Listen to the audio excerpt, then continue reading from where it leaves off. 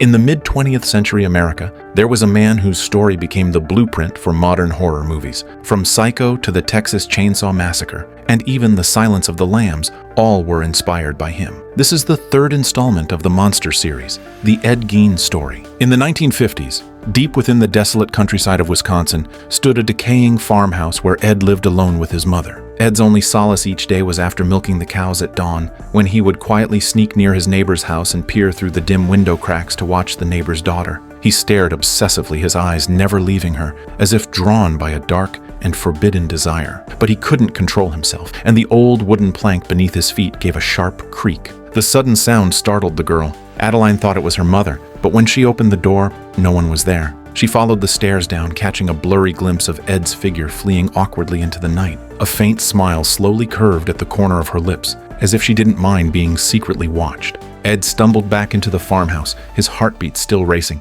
His gaze wandered until it stopped at his mother's drawer. With trembling hands, he pulled out her undergarments and carefully put them on himself. The strange and blasphemous touch made his breathing grow heavy, wrapped in a sense of forbidden pleasure. He then grabbed an old leather belt and began to slowly tighten it around his neck. His breath grew shorter, his body swinging between pain and ecstasy. Just as he lost himself in the twisted sensation, the door suddenly burst open and his mother's figure appeared in the dim doorway.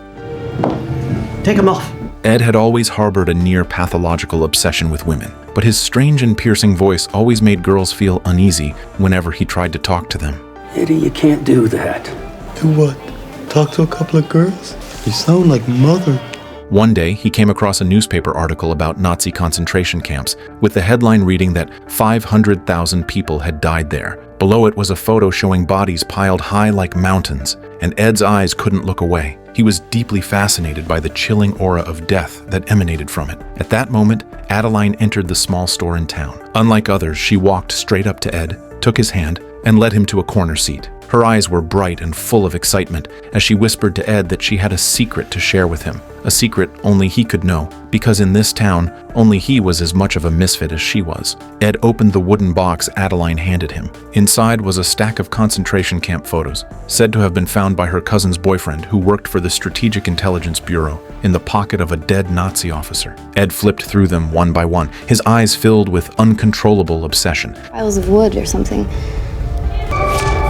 And Alice found this little... At the bottom of the box was a forbidden comic from New York, depicting female Nazi officers torturing prisoners, bloody and perverse, something almost unheard of in the rural countryside. As Ed turned the pages, the darkest corners of his soul began to awaken. The shock those images brought him surpassed any real-life experience. No one knew that these photos and comics had planted an irreversible seed deep within his spirit, one that would grow into a monster who would one day shock the entire nation. A few days later, Ed was chopping wood in the barn when his brother Henry approached, looking serious. He told Ed he had decided to get married to a woman who had been divorced twice, but their religious mother believed she was evil and forbade it. Yet Henry was determined. He was tired of his mother's suffocating control and accused her of using religion to build her own cage. Henry decided to leave and urged Ed to do the same, to escape their mother's grasp. He even said that it was because of her that Ed had become the monster everyone in town whispered about. Those words pierced Ed's ears like knives. He couldn't bear his brother's blasphemy toward their mother. You need to get away with her.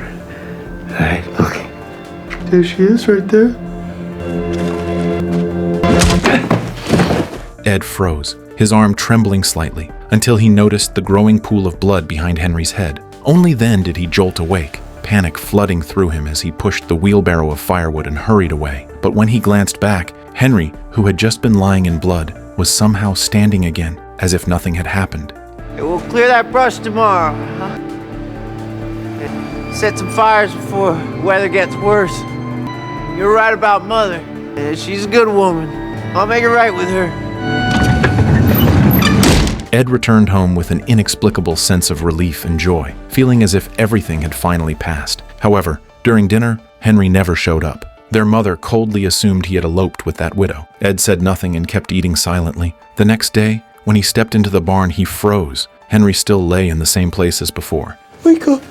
Mother's asking where you been. I thought I might have been dreaming. I didn't mean to do this. He dragged his brother's body into a nearby bush, lit a fire, and pretended to burn dry grass. Flames rose high, smoke billowed into the sky. Then Ed stumbled back home, claiming he had found his missing brother. By the time the police arrived, Henry had no pulse. Forensic science was primitive back then, and the coroner concluded that Henry had died from smoke inhalation and injuries after collapsing during the fire. Just like that, Ed's crime was easily covered up. But when he returned home, he found that his mother had suffered a stroke from grief, her condition worsening rapidly. Soon, half her body was paralyzed, leaving her unable to care for herself. Ed gently carried her to bed, choking back tears as he whispered in her ear, Lord, I love you, Mother. Just you and me now. Now I get to care for you, Mother. Hospital says I need to clean you up. From that day on, he washed his mother's body every morning with a sponge and fed her water and meals by hand. His mother soon sensed something strange hidden in his eyes, a burning intensity that made her feel uneasy. One day, she forced herself up, leaning on her cane, insisting that Ed take her to the neighboring farm to collect an old debt. When they arrived, the farmer was arguing fiercely with his wife. Upon seeing her at the door demanding repayment, he cursed that he'd rather burn in hell than give her a cent. Overcome with rage, Ed's mother shouted back at him, her voice trembling, and then she suddenly collapsed to the ground, lifeless. Her sudden death shattered Ed completely. After the funeral, he stayed at her grave for hours, curling up on the cold earth like a lost child. With his mother gone, Ed sank into complete isolation. The farmhouse was empty and cold, leaving him the only soul inside. One day, while rummaging through old belongings, he came across his mother's undergarments. The moment his fingers brushed against the fabric, he seemed to hear her familiar whisper echo in his ears.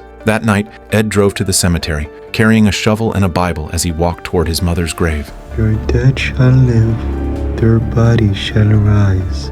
You who dwell in the dust, wake and sing for joy. He swung the shovel, layer after layer of soil flying aside, sweat soaking his body, until the dull sound of metal striking wood broke the silence. His eyes lit up, he pried the coffin open, and the stench of decay filled the air, but he didn't care. Instead, he carefully lifted his mother's body into his arms. He placed his mother in the truck and drove back to the farmhouse under the cover of night. When he reached home, he gently carried her to her room and began to clean her body with great care.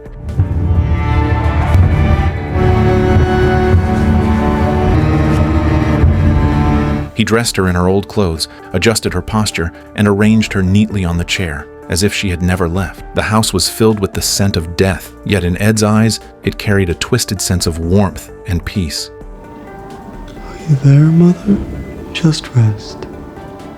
The bones didn't interest him much because what fascinated him most was the texture of the soft skin. Many people in later generations could never understand why he was so obsessed with removing human skin. In truth, Ed's inspiration came from an old Nazi comic book. It once depicted a scene where human skin was made into a lampshade, presented as a birthday gift to a high-ranking officer. That detail haunted him. He tried to imitate and test it himself, as if doing so would somehow make it make sense. But he soon discovered that human skin was fragile and tore easily. Meanwhile, Adeline had always dreamed of leaving that dead and silent town to chase the bright lights of New York City. She met a crime scene photographer and hoped he could take her along to the big city for a new life. The man often returned from photographing fresh murder scenes, the bodies in his pictures still holding traces of warmth. Adeline wasn't disgusted by them. Instead, her eyes revealed a strange fascination. Ed stared at her in disbelief, convinced they were kindred souls. So he gathered his courage and invited Adeline to visit his home. As he led her toward his mother's room,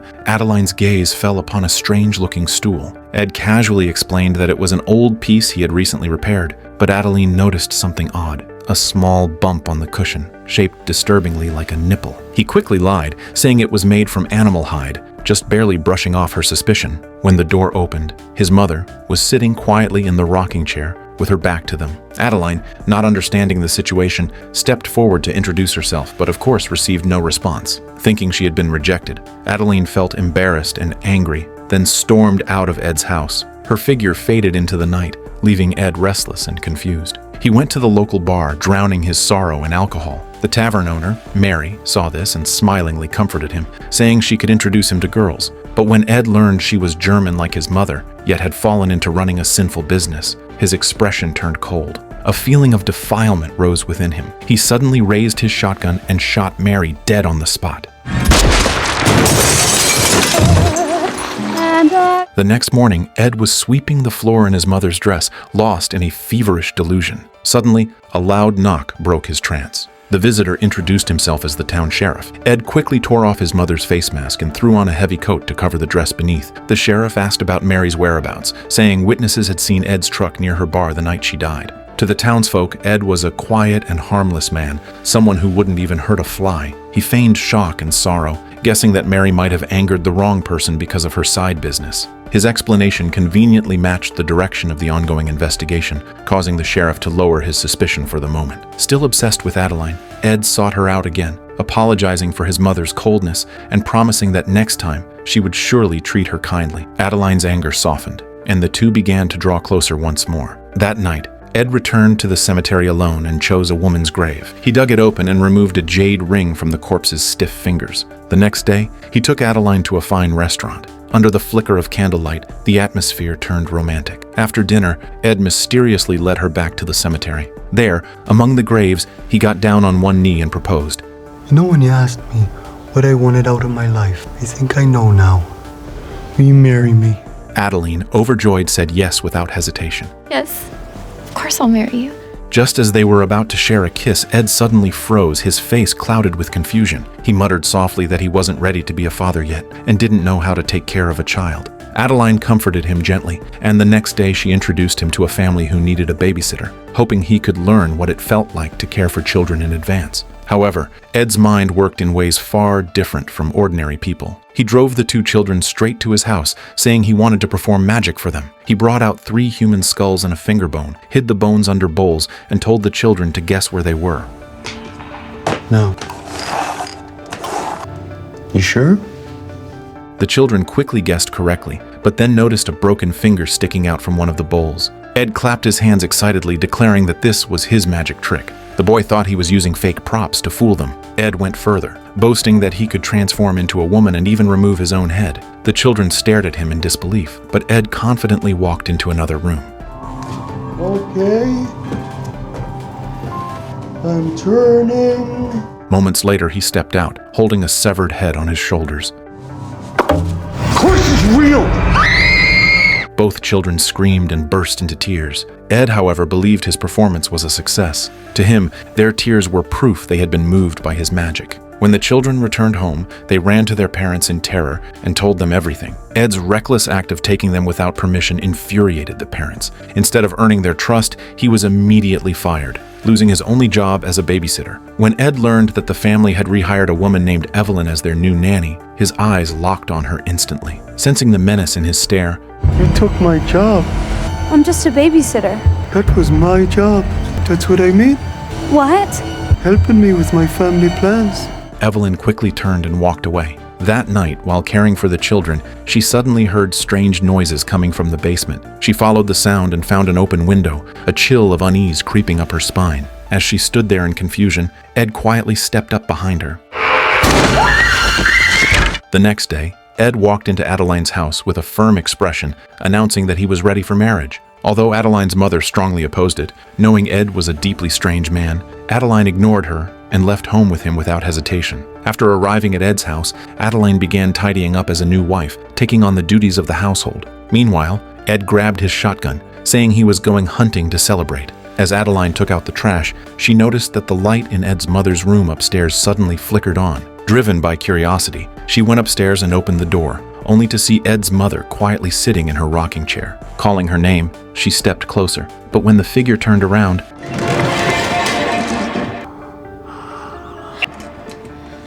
it was Ed wearing his mother's face as a mask. His surprise sent Adeline running away in horror. He later turned his anger toward Evelyn, blaming her for taking his job and preventing him from affording a wedding. With an icy stare, Ed carried his mother's corpse before Evelyn and placed a heavy iron bucket between them. He declared that anyone who brought shame to the family would face his mother's punishment. Then he forced a hammer into his mother's hand, trying to make her strike Evelyn's head. Ed did not plan to give up. He was determined to master the art of removing skin perfectly. He mixed milk and petroleum jelly into a white liquid and carefully spread it across every inch of Evelyn's body. He believed this was the only way to keep the skin soft and moist, as it should be. Once done, he wrapped her in layers of white gauze soaked in the mixture, covering even her once beautiful face. According to his calculations, after 48 hours of resting, he would have created a flawless, peelable masterpiece. But as Ed immersed himself in his gruesome creation, a sudden scream echoed from upstairs. Adeline came back, hoping to apologize to Ed's mother. When she entered the dim room, she was met with the horrifying sight of a faceless corpse sitting in the rocking chair. Terrified, Adeline screamed again and bolted from the house, ignoring Ed's frantic shouts behind her.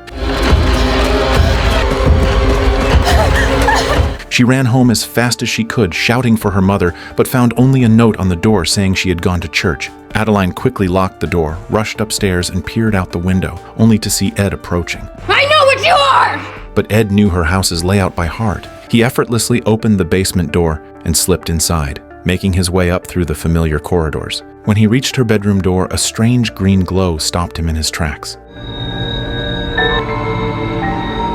Adeline sat calmly on the bed, completely different from the panicked woman she had been moments ago. She admitted that this set of green lingerie was a gift prepared for Ed. She said she had long known it was Ed who secretly removed her undergarments and had sensed there was something dark buried deep within his soul. Ed tried to defend himself, saying that truly knowing someone didn't mean having to confess every secret, but Adeline insisted this was his last chance to tell the truth. If he lied again, everything between them would be over.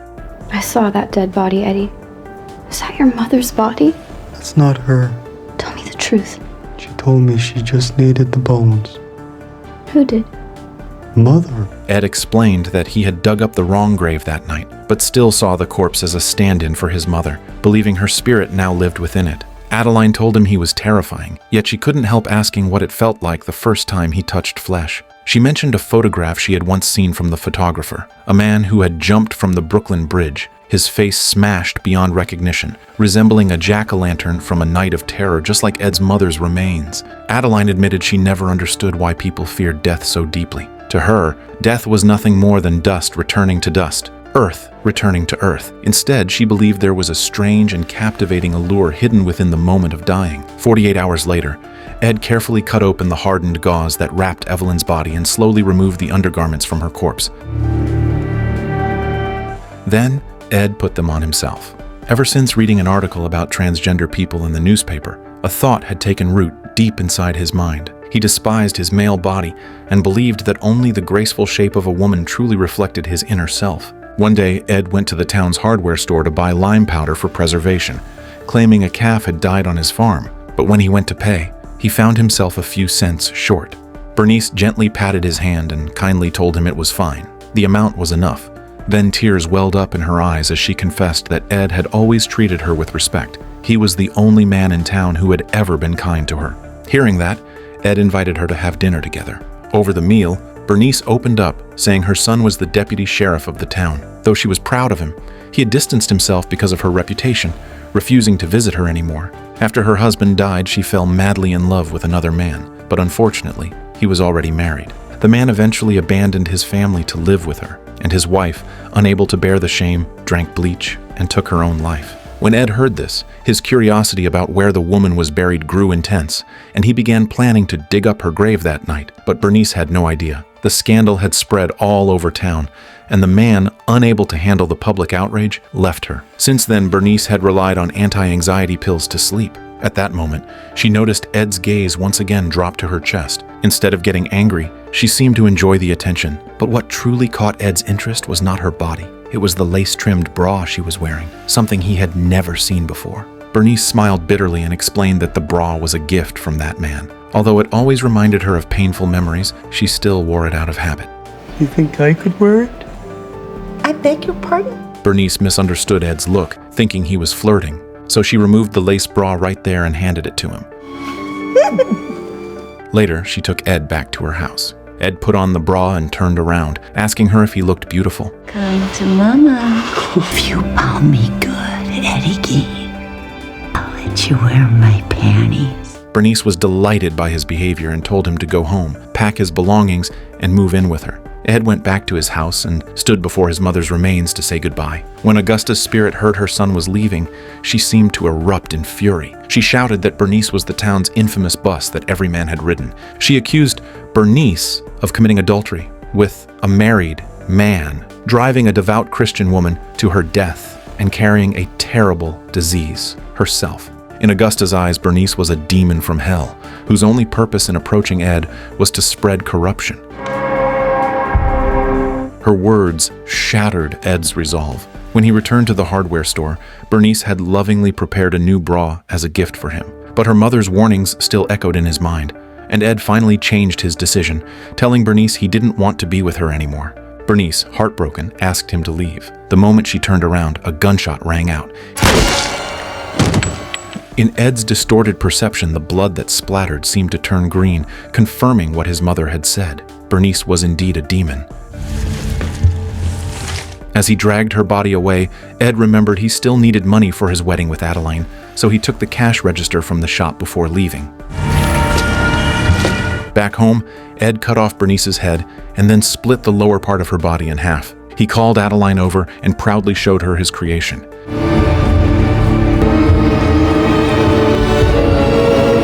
Adeline, thrilled, pulled out her camera and began photographing each part of the corpse. In the quiet of the night, Ed took out a piece of skin that he had once removed from a dead woman's face and placed it over his head like a wig. As soft music played from the record player, he danced gracefully in front of the mirror. For a brief, delusional moment, he felt as if he had truly become the dead woman. Boss. Hello, Ed. I got some extra deer meat if you'd like. Well, only if you'll join us. Though Ed often carried a hunting rifle, he had never shot a single living creature. Monsters are rarely born that way. They are shaped, bit by the world around them. And in Ed's life, the most defining influence came from his fiancée, Adeline, who was also treated as an outsider by the town. Adeline's mother was a deeply devout Catholic, and her faith had become the very center of her life. But Adeline despised that suffocating control. She longed for the freedom and glamour of the big city, convinced that this decaying and narrow-minded town was never where she truly belonged. She dreamed of becoming a true city woman, one who smoked, drank, and kept casual relationships with different men. While dating Ed, Adeline never stopped seeing other men, believing that this was the true freedom and charm of a modern woman, the lifestyle that people in big cities should embrace. To her mother, Enid, these actions were nothing short of moral decay and betrayal. She urged her daughter to stay home more often, to learn housework, to stop wandering around, saying only then could she find a dependable man and build a stable family. But Adeline responded with sarcasm and disdain. A lot of good it did you. Where's your man, Mother?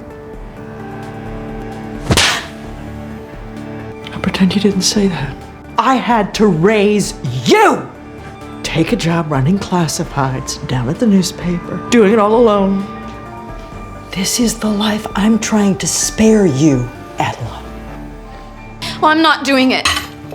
I'm leaving town anyways. Instead of restraining herself, she became even bolder and joined Ed in photographing the gruesome aftermath of Bernice's death. Ed, filled with excitement, tried to be intimate with his fiancée and confessed that he was ready to become a father. But the once passionate Adeline turned cold and rejected him, leaving Ed deeply confused and disappointed, unable to understand why she had suddenly changed. A few days later, Adeline attended her aunt's funeral, wearing a striking bright red dress. Amid the solemn and mournful atmosphere, she suddenly burst into laughter. Her aunt had died of a heart attack after being driven to fury by her own son. Adeline's inappropriate behavior enraged her mother, who harshly scolded her for being shameless. But Adeline didn't care at all. She declared that she would no longer be her mother's burden. She decided to leave the small town forever and move to New York to start a new life. Before leaving, she invited Ed out for dinner, telling him she planned to seek out the crime scene photographer she once mentioned. If she managed to stay and find work in New York, she hinted that Ed could come join her later.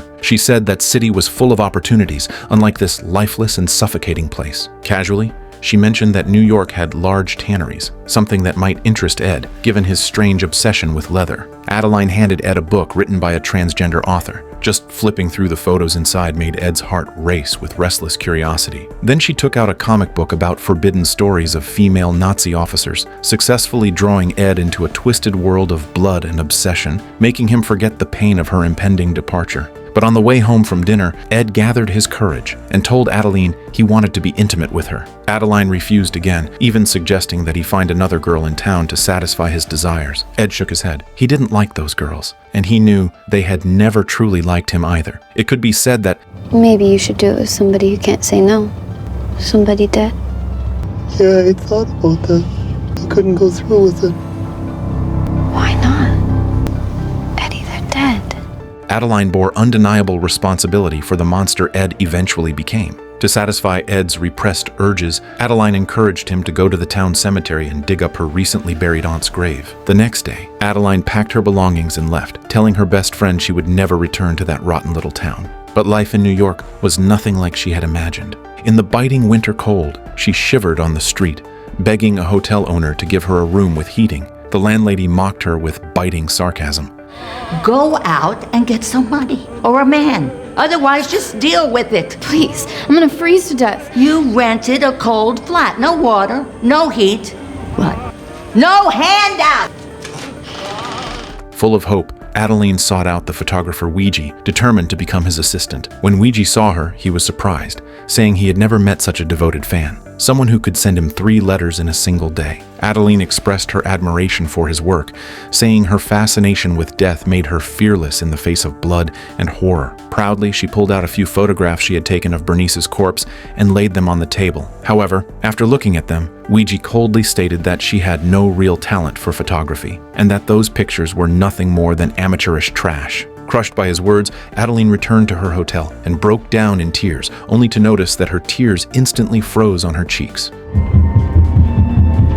The irritated landlady knocked on her door, scolding her for disturbing the other guests. Angry and humiliated, Adeline demanded a refund, but the woman only mocked her again. In a fit of rage, she took off her high heels and struck the landlady hard, then grabbed her money and fled New York in a hurry. She quietly returned to her hometown and broke down in tears, confessing to her mother the humiliation and failures she had suffered. But Enid, completely disappointed in her daughter, showed no trace of sympathy. Instead, she said coldly that when she was pregnant, she had fallen down the stairs, and perhaps that accident had caused something to be wrong with Adeline from birth, which was why she had done all those disgraceful things that brought shame upon her. She bluntly told Adeline that she wasn't normal and advised her to find a man willing to tolerate her erratic nature while she was still young and attractive. She added that she could only pray her daughter would never give birth to a child as deranged as herself. Heartbroken and hopeless, Adeline went to Ed's house, seeking comfort by trying to be intimate with him. But this time, Ed realized he felt nothing at all. Can I tell you something honest? You're too warm. He had long since become obsessed with the cold, smooth touch of the dead. And to make Adeline feel the same sensation, Ed asked her to sit in a bathtub filled with ice-cold water. One day, the town's deputy sheriff, Frank, realized that his mother had gone missing. A deep sense of dread washed over him, and he hurried to the hardware store to investigate, only to find a long trail of blood smeared across the floor. He couldn't believe his mother had become a victim of violence. After searching the entire shop, he discovered a neatly wrapped gift box on a backroom table. A small tag hung from it, reading, "To Ed." Frank immediately called Sheriff Schlee, and the two of them rushed to Ed's farmhouse. When they pushed the door open, they were met with a room filled with fluttering corpse moths. Inside the cabinet at the back of the room lay several human skin masks and fragments of mutilated flesh. On the stove, something was boiling in a large iron pot. Sheriff Schlee lifted the lid and froze. It looked like a human heart. Soon, the entire house was swarming with police officers. Everyone stood speechless, horrified by the grotesque display of human skin artifacts scattered throughout the house. Not long after, Ed's pickup truck pulled up to the front gate. He showed no panic at all. Instead, he stepped out of the truck calmly, even smiling at the officers staring in disbelief. What's everybody doing here? Sheriff Schlee grabbed Ed by the collar and demanded to know what he had done. Ed's face remained blank, as though he truly didn't understand why he was being arrested. Meanwhile, in the shed behind the house, Frank finally found his mother's dismembered body, and he completely broke down. Ed, still unaware of the horror he had caused, told the sheriff he wanted to go home and talk to his mother about what had happened because he wasn't sure what was going on. Your mother is dead. Frank, trembling with fury, lunged at Ed and punched him repeatedly, shouting that he had to pay for what he'd done. But Ed didn't understand why he was being hit. Why'd you do that, Frank? You and me always got along. When the forensic team tried to reassemble Bernice's remains, they discovered that most of the bones from Ed's house didn't belong to her at all. The pieces of bone, skin, and even the human faces had all been stolen from different women's graves. As news of the case spread, Ed's crimes shocked the entire country. His fiancée, Adeline, became the focus of the media frenzy as reporters swarmed around her, desperate to uncover clues about Ed's past. Adeline tried everything she could to distance herself from the case. She claimed she had no knowledge of Ed's gruesome acts, insisting she was just an ordinary woman with no connection to his twisted world. However, the reporters still maintained a burning interest in her. Under the spotlight, Adeline began to feel as if she were becoming a star. All right. In the interrogation room, Ed faced the police's questioning with an unexpectedly calm demeanor. He admitted that he had never actually gone hunting because no one had ever taught him how to do it. But Sheriff Schlee clearly remembered that Ed's neighbors often mentioned the venison he gave them, praising its tenderness and flavor. If Ed truly couldn't hunt, then where had that meat come from? Was it cut from corpses he had dug up or from people he had murdered himself? When questioned, Ed could give no clear answer. He simply shook his head and said he hadn't killed anyone. To verify his claims, the police strapped him to a lie detector. They started with simple questions about numbers to make sure the machine was working. Everything appeared normal. Then the real interrogation began. Did you kill Bernice Warden? I can't say as I did. Did you kill your brother, Ed? He died in a fire. Asphyxiation, they said.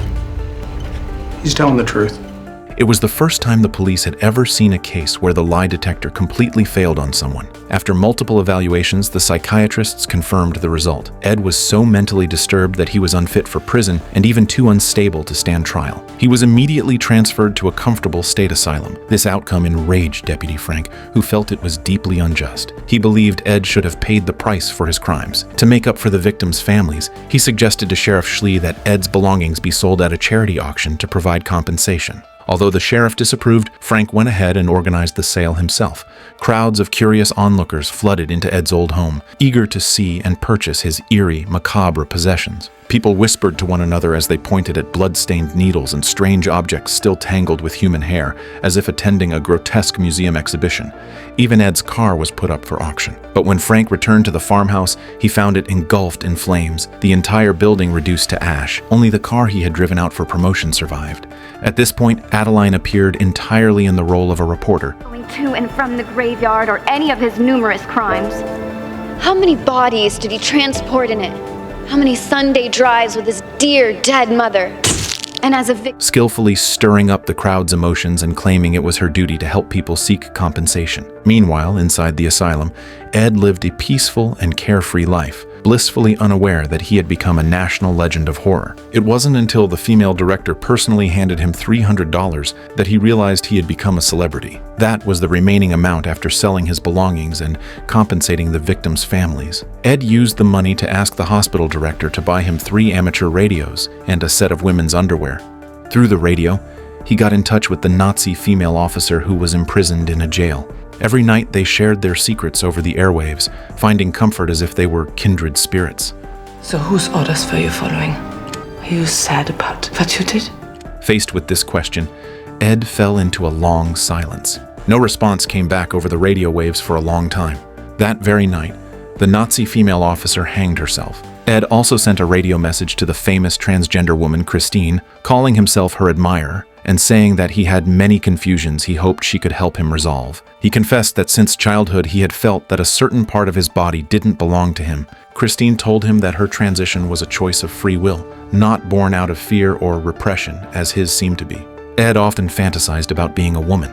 He even peeled the skin from female corpses and draped it over his own body, believing that wearing their flesh made him more like one. Christine pointed out that this was not a recognition of identity, but rather a projection of desire and a distortion of the mind. Ed had grown up under his mother's suffocating control, deprived of any normal connection with women, which led him to seek comfort in such a grotesque substitute. No Gein man should lay with a woman. Goodbye, Ed. Not long after, a strict new female director arrived at the asylum, and she forbade Ed from dressing in women's clothes. In a burst of anger, Ed grabbed a chainsaw and killed Roz. But the next morning, when he stepped out of his room, Roz was alive and unharmed. With the doctor's help, Ed finally realized the truth. The radios he thought he had mailed had never been sent out. They were all still stored in the asylum's supply room. Patients were never allowed to use such devices. The radio left in Ed's room was there because his room had no power outlet to plug it into. Then who was I talking to? The nurse said it was a woman you were talking to. Mister, I do not think that you and I are alike at all. No, not at all. Okay? And why did they put you in a mental hospital, Ed? What did you do? Both voices he had heard through the static had belonged to himself. He had been talking to no one but his own mind. Ed couldn't understand what was happening to him. He questioned whether he was even human, whether he truly was the monster everyone said he was. The doctor explained his condition. Much of what Ed saw and heard didn't exist in reality. He couldn't remember the things he had done, believed he could somehow bring his mother back, and thought that wearing a woman's skin could transform him into one. All of these symptoms pointed to a single diagnosis: schizophrenia. It was a complex brain disorder, one that medical science still didn't fully understand. In simple terms, the line between his inner world and the real world had collapsed. Everything he had ever seen, heard, read, or imagined shattered into fragments that reflected endlessly back at him, leaving him unable to tell what was real and what was illusion. Is that why I do the things that I do? Like why I dug up all those ladies? It killed Bernice and my friend Mary Hogan. And I'm sorry that you've suffered for as long as you have.